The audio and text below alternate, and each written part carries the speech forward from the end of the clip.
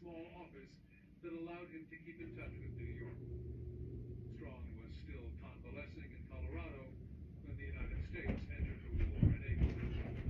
In 6 weeks, he was back in New York.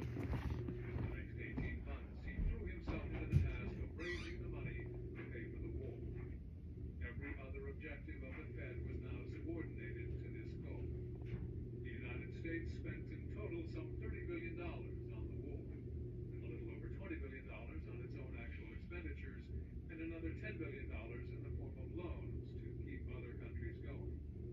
By comparison, Britain, with an economy about a third that of the United States, spent a total of $50 billion over a period of 4 years. Determined to avoid the mistakes that had been made in financing the Civil War, the Secretary of the Treasury, William McAdoo, who also happened to be the president's son-in-law, launched an aggressive program to induce the American public to purchase war debt. The Fed, as banker to the government, was responsible for selling these so-called Liberty Bonds, which eventually brought in close to $20 billion, about half of this raised by the New York Fed. Taking the lead in organizing the high-pressure campaigns in New York to stir public enthusiasm for the bonds, Strong suddenly found himself thrust into the limelight. Acting as the master of ceremonies for concerts at Carnegie Hall or at the Metropolitan Opera House, leading great patriotic marches down Fifth Avenue, speaking at raffles featuring such Hollywood celebrities as Mary Pickford and Douglas Fairbanks, he became something of a minor celebrity himself. Publicity stunts were a signature of these campaigns.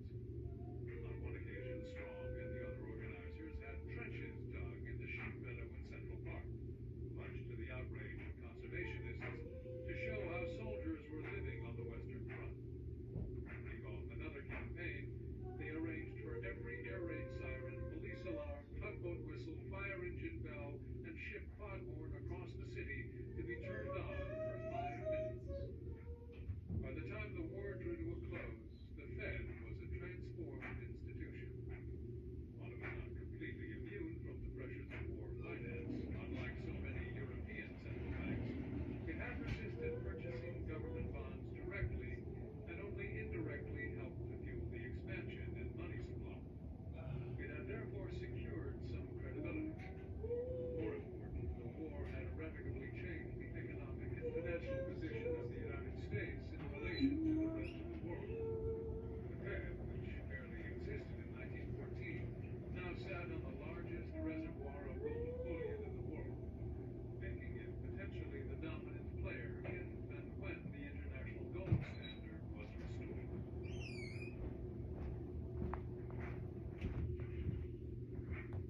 Part 2.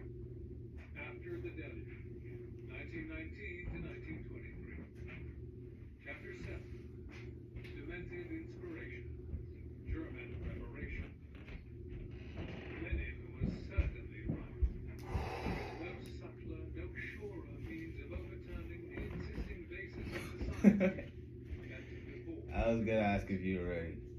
John Maynard Keynes. What time is Tumaini? 11, 1. On November 11th, Okay. How far is it? came to an end as it had begun. That was 5 minutes. Okay. In June 1918, the German army broke through the Allied lines and came within 50 miles of Paris. The German I don't know. given a distorted picture by its government, fully anticipated victory. A month later, the Allies counterattacked and Huh? When at the best you spoke to a man. disintegrated. From Walmart? Forces, exhausted by the last offensive, withered away. From Aldi or Walmart? War and home. From what? From Wise. Civilian Oh. morale collapsed. Soldiers. I didn't even bring anything The Navy in the house just blockaded now. the Kiel mutiny, and Germany's allies I picked them up. pursued And secret where did I put them?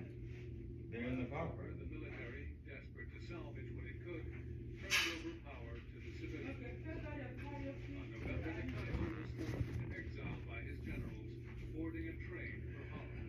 On November Oh, 11th, she's gone, right? in a railway carriage in the forest of Compiègne, 40 miles outside Paris, an armistice was signed.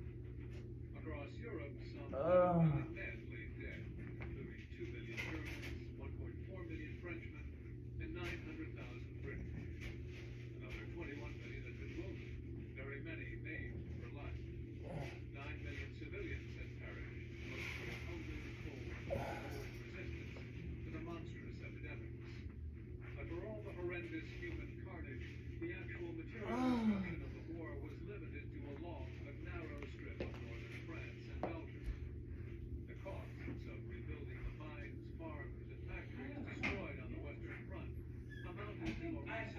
I had too Most fast European for, economies had contracted. Germany's and France's by 30%. Britain by less than 5%. As men and capital were siphoned off, as factories diverted to producing arms and livestock slaughtered. The war had been a boon for the United States. Entering late, it had suffered fewer casualties. While the expansion in exports of foodstuffs, raw materials, and war supplies to its allies had provided a gigantic boost to its economy. Before the war, its GDP at $40 billion per annum was roughly the equivalent of that of Britain, France, and Germany. By 1919, it was more than 50% larger. The most pernicious and insidious economic legacy of the war was a mountain of debt. In 4 years of constant and obsessive battle, the governments of Europe had spent some $200 billion, consuming almost half of their nation's GDP in mutual destruction. To pay for this, they had raised taxes, borrowed gigantic amounts of money both from their own citizens and from the Americans, and simply printed more and more currency. By the end of the war, Europe was awash. The money supply in Britain doubled, in France tripled, and in Germany, the worst culprit, it quadrupled. Though the U.S. money supply also doubled, this was less because of inflationary war fighting. It relied upon to a much smaller extent than the Europeans, and more because of the massive influx of gold. Set the pattern of the next decade. Europe struggling with the legacies and burdens of the past. The United States wrestling with the excess bonuses of its controlling. On the day the Kaiser fled Germany, Schacht was in Berlin. That morning, although the Kaiser had not actually abdicated, and would only formally do so 2 weeks later in the sanctuary in Holland, the Chancellor, Max von Baden, a distant cousin of the Kaiser, announced preemptively that the Emperor had gone. The city was like an armed pen, with barbed wire entanglements and overturned vehicles blocking the streets. Revolution was in the air. A general strike had been declared, and thousands of workers and soldiers paraded through the center of town, demanding a republic. Coming out of the Hotel Esplanade near the Potsdamer Platz 72, Schacht was confronted by a convoy of red soldiers packed in the back of trucks across the square. At the station, a machine gun company was positioned for action. No one seemed to be in charge. To find out what was going on, and to avoid being caught in the mob, Schacht and his companion headed north toward the Reichstag, which they found deserted. A little while before, Philipp Scheidemann, the leader of the Social Democrats, had given history a push by coming out onto the balcony and proclaiming a republic to the crowds below, although no such measure had been passed by the Reichstag. Thus was born the new Republic of Germany. The mobs had then headed off to the Emperor's unattended palace, the Berliner Schloss. Schacht would remark later that there was a certain distinctively German order amid all the chaos of that dramatic day. The imperial dynasty might have fallen and the political system of Germany overturned, but ordinary people went about their everyday business, trying to ignore the demonstration. The trams did not stop running, electricity, water, and gas supplies were not interrupted, and almost no one was killed. Casualties that day amounted to fewer than 15 dead. Even when shots were randomly fired near the palace, the fleeing crowds remained so instinctively law-abiding that they obeyed the signs to keep off the grass. Across the country, workers and soldiers' councils sprang up and took over the functions of the local authorities. On November 10th, was elected, much to his amusement, to his local community council. After issuing a proclamation welcoming the revolution, it meant precisely once more. The next few weeks were a time of terrible turmoil. Although the November Revolution was largely peaceful, the first weeks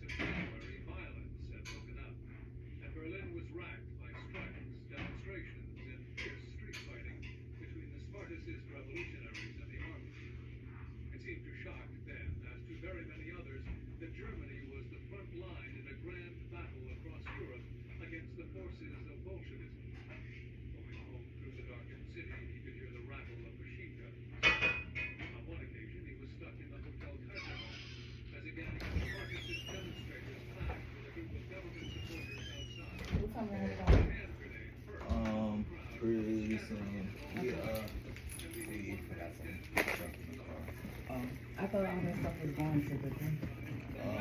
I think she has to cook some of it.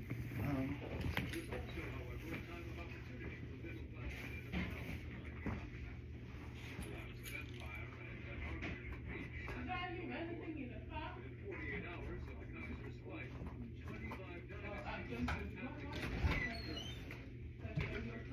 dominated the country were discredited.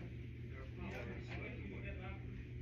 Initially, Shah thought he might find his opportunity. I thought I put some keys. Before the war, he Oh, he's checking now. joined the Liberal Association.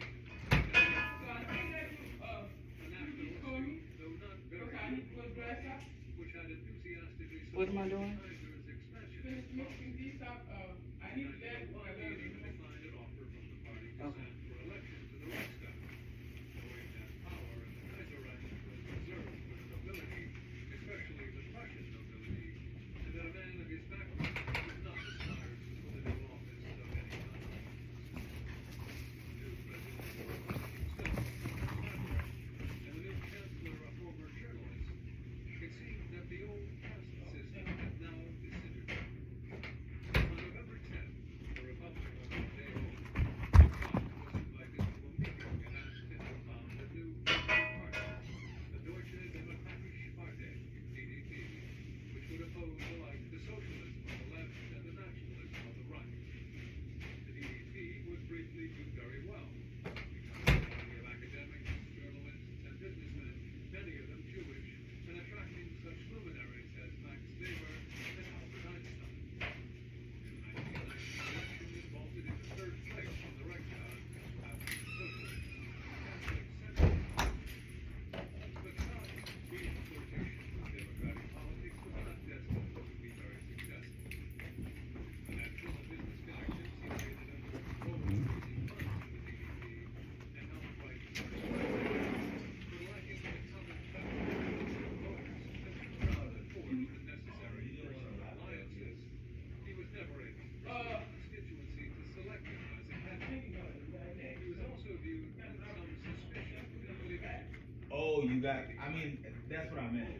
You got to ask him about it. yeah. Okay. Regarded as just one So form I of just need religion, some of what, I need to go dress up, democracy, but I need with to little cook, because, commitment. yeah, police always go in the street. For his part, Shah would become steadily disillusioned with the I party, need, formally breaking with it in 1925, when it voted to support the elimination of privy purses. In the late 1920s, the DDP, like all I'm glad you not even centrist parties, because I had think shrank we in never. significance, squeezed from both ends of the Happens, national people like spectrum, it and then they walk out and particularly from the leave. right. Yeah. By then, though, Shah had moved on to bigger things. It was perhaps not surprising that he had such little success in electoral politics. He was simply a hard man to like. People wanted overly calculating and shrewd. By his own admission, he came across as powerful, callous, and buttoned down. It was partly his appearance. One acquaintance remarked, he managed to look Let me feel some rice to go, huh? Russian reserve officer and a budding Russian judge. You be ready to long pants. His physically distinctive characteristics, the crew cut, the rigid bearing, the stiffly upright posture, the perpetual aggressive scowl, would, after he had become famous, make him a popular target for cartoonists. He was sufficiently flattered by the attention from cartoonists that in 1937 he had a collection of cartoons privately published to commemorate his 60th birthday. But more than his appearance, it was his character traits.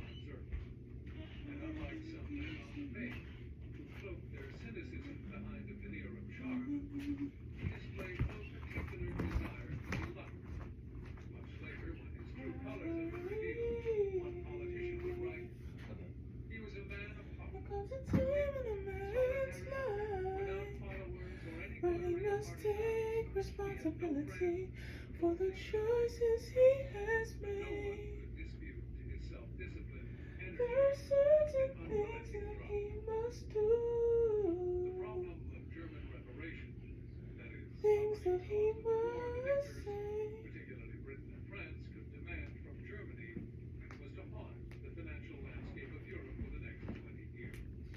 The war may have ended, but the conflicts did not stop. The Paris Peace Conference was opened in January 1919. No other issue caused more trouble, contention, hard feeling, and delay, recalled Thomas Lamont, one of the American negotiators. Everyone arrived in Paris expecting France, which had suffered the worst civilian damage and heaviest casualties, to be the strongest advocate of punitive reparations against Germany. Instead, it turned out to be Britain. A strong liberal contingent within the British Treasury had developed peace plans based on a moderate settlement. But in the months leading up to the peace conference, the press, led by the Times and the Daily Mail, launched a cheap jingoistic campaign in favor of a harsh settlement. And during the December 1918 election campaign, the slogan that the Allies should squeeze Germany until the pits squeak struck a chord with the electorate. The actual phrase was coined by Sir Eric Giddings, First Lord of the Admiralty, who, while campaigning in Cambridge on December 9th, announced that Germany was going to pay restitution, reparation, and indemnity, and they would get everything out of her that you could squeeze from a lemon, and a bit more. The British Prime Minister, David Lloyd George, according to public opinion, appointed to the British delegation to the Reparations Commission in Paris 3 of the most hardline advocates of a punitive settlement. William Hughes, the doggedly aggressive Prime Minister of Australia, Lord Sumner, a law lord with a reputation for being stony-hearted, and Lord Cunliffe, the boorish and irascible former governor of the Bank of England. Cunliffe was supposed to be the financial brains of this trio. Although he had been a successful banker and even governor of the Bank of England, he retained his ignorance of the most basic rudiments of economics. In the weeks before departing for Paris, he recommended that Germany be required to pay $100 billion in reparations. It was an astounding figure. Germany's annual GDP before the war had been around $12 billion. To burden it with a debt 8 times its annual income would have been the height of madness. The interest on that debt alone would have consumed 40% of its GDP. Though Cunliffe was willing to admit that the basis for the calculation was little more than a shot in the dark, which he had been pressed to arrive at between a Saturday and a Monday, he speculated that perhaps he had even underestimated Germany's capacity to pay, and that if anyone argued that Germany could pay $200 billion, he would not disbelieve him. France's desire for reparations arose from its own sense of vulnerability. Twice invaded by Germany, France was consumed by the fear of a German revival. Germany was more aggressive, more successful, younger, richer, and more dynamic. It was also 50% larger, 60 million Germans versus 40 million Frenchmen. Though the French Prime Minister, Georges Clemenceau, never actually made the statement attributed to him by German propaganda that the fundamental problem was that there were 20 million too many Germans, it was clearly in his mind. France was therefore determined to weaken Germany by every means possible, by disarmament, by slicing off as many parts of its neighbor as it could, and by extracting reparations. During the negotiations in Paris, it became apparent that to the French, money was subsidiary to security. While the French finance minister, Lucien Clotz, kept pushing for high reparations, Clemenceau, the head of the French delegation, treated him with contempt, calling him the only Jew who knows nothing about money, and marginalizing him along with all the other French cabinet ministers of the Okay. In July Okay. 1929, he was jailed Okay. for passing mud checks and died in prison a year later. Clemenceau tried to be flexible on reparations as a bargain with the Americans in return for security guarantees along their border with Germany. Only when the guarantees proved to be inadequate did he revert to demanding high reparations. It fell to the American delegation, which included the famous stock market speculator Bernard Baruch, Thomas Lamont of J.P. Morgan & Co., and a young aide, the 31-year-old John Foster Dulles, to act as the advocates for moderation. They adopted the position that a large reparations bill was incompatible with the initial terms of the armistice agreement under which Germany had laid down its arms. Moreover, they argued that punitive Yeah. reparations would act Mix as a that in the devil for me. not simply around Germany's neck, but around that of all of Europe. The negotiations Uh-huh. for reparations dragged on for 10 weeks. In March, they were still at the delegation on the Reparations Commission, led by Lord Cunliffe and Lord Sumner, who were by then nicknamed the Heavenly Twins because they were always together and insisted on such outrageously high figures, Where do they live? would not agree to a settlement of less than $55 For million. Washington. The Americans preferred a settlement in the region of $10 to $12 billion and would go no higher than $4 billion. Although President Wilson was, for the most part, out-negotiated and outfoxed by the other leaders in Paris, on this point the American delegation stuck to their guns and refused to agree to reparations that exceeded How's it looking, Owen? Huh? How's it several looking? attempts were It's good. the deadline. Lloyd George himself had his considerable political skills. She Cunliffe and so Sumner she told you refused everywhere to we're going. Lloyd George's maxim was never to enter into So costly first, frontal attacks, either in Tsunami, war or and politics, then if there was a way round. and then He had originally appointed them in the hopes of bamboozling them into endorsing a moderate settlement. Now he found himself captive to their intransigence. His solution was to do an end run around them by proposing at the last minute that the peace conference defer the assessing of reparations to a later date, delegating it to a specially appointed body, which would be required to make its recommendation no later than May 31st, 1921. He hoped that by that time, passions would have cooled, the political climate in Britain would have changed, and a more reasonable settlement could be arranged. In the first few months of 1919, as the peace conference was getting underway, shocked, lulled like many other Germans by the high-minded pronouncements of Woodrow Wilson, still expected a generous peace. He believed that the real problem would be the overhang of debt after the war, which would lead to a general European bankruptcy. He talked naively of a grand plan for reconstruction. The great natural resources of Russia would be opened up for exploitation by a unique partnership between Great Britain and Germany. Britain providing the leadership and capital, Germany the manpower and engineering skills. In May 1919, when the terms of the peace treaty were finally unveiled to Germany, the whole country exploded in shock and anger. It was to lose 1/8 of its territory. Alsace and Lorraine were to revert to France. The Saar coal mines were also ceded to France, North Schleswig was to be subject to a plebiscite as to whether it wished to become part of Denmark. Upper Silesia, Posen, and West Prussia went to Poland. Both banks of the Rhine were to be permanently demilitarized. The army was to be cut to no more than 100,000 men. The navy was to be dismantled, and the merchant marine distributed to the Allies. When the Allies had delayed fixing the size of reparations, it was widely known that the amounts being mooted were gigantic.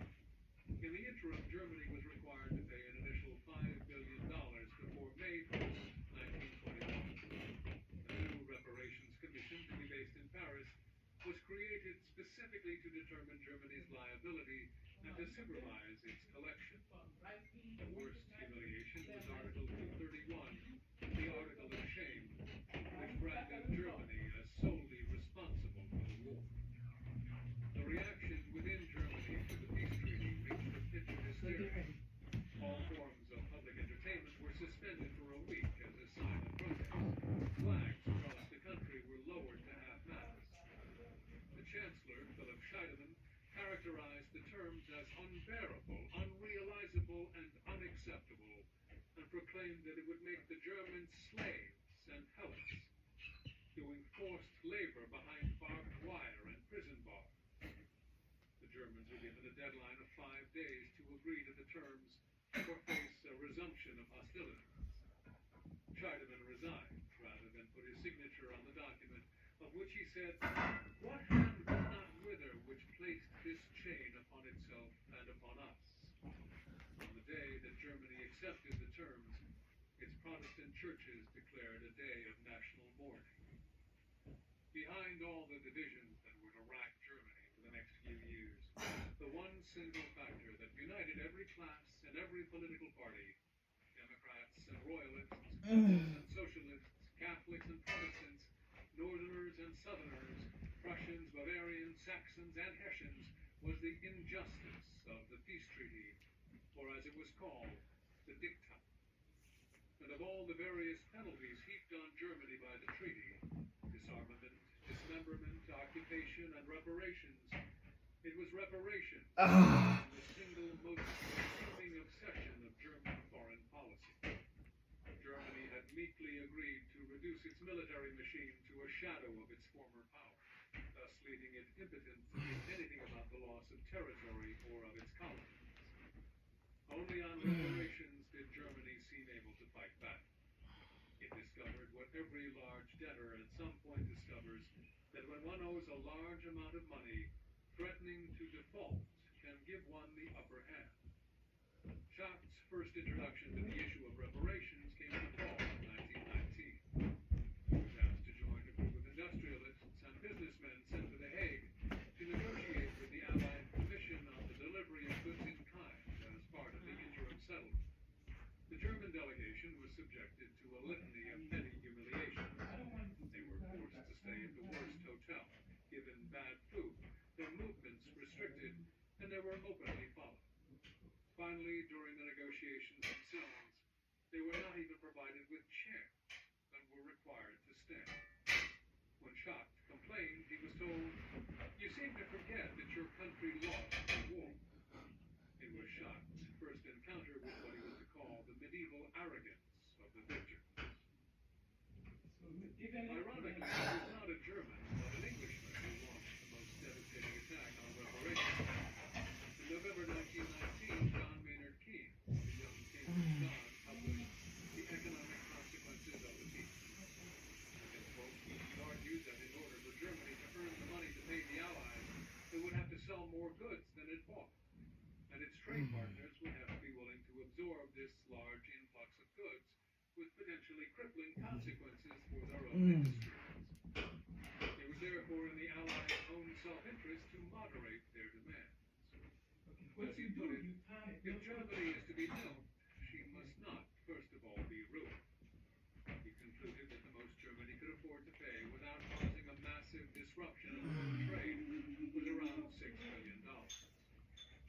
The book became an immediate bestseller. Over 100,000 copies were bought worldwide in its first 6 months alone. It was serialized in the United States in the New Republic, and in France by La Nouvelle Revue Française, and translated into French, German, Dutch, Flemish, Danish, Swedish, Italian, Spanish, Romanian, Russian, Japanese, and Chinese. At the age of 36, his brilliant pen had carried him to fame not merely in Britain, but across the world. From an early age, people had remarked on young Maynard's intellect, which had been carefully nurtured from his childhood. Born in 1883, he spent most of his life in and around Cambridge University. His father, John Neville Cambridge, was a philosopher and logician of great brilliance, but a little ambitious. Maynard spent 4 years at Eton, where he was one of those golden boys known both for their extraordinary academic achievement and their social popularity. And in 1902, he entered King's College, Cambridge, to read. He was soon elected to that elite intellectual society nicknamed It already included G.E. Moore, He spent his years at Cambridge absorbed in a hot constellation of high-minded philosophical debate and homoerotic entanglements with his fellow apostles. Oh, you ready? Bertrand Russell, rarely impressed by other people's brain power, wrote that Keynes's intellect was That's how you doing? I have my clothes on. Graduated in 1904, Keynes quickly tried to escape the university by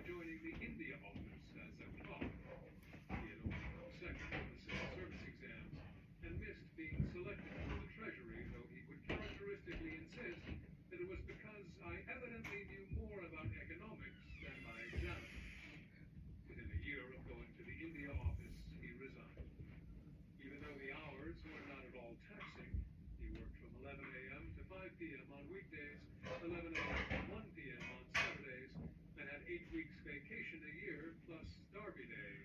He admitted that he did not have enough to do. Assignments included organizing the shipment of 10 Ayrshire bulls to Bombay and preparing an annual report to Parliament.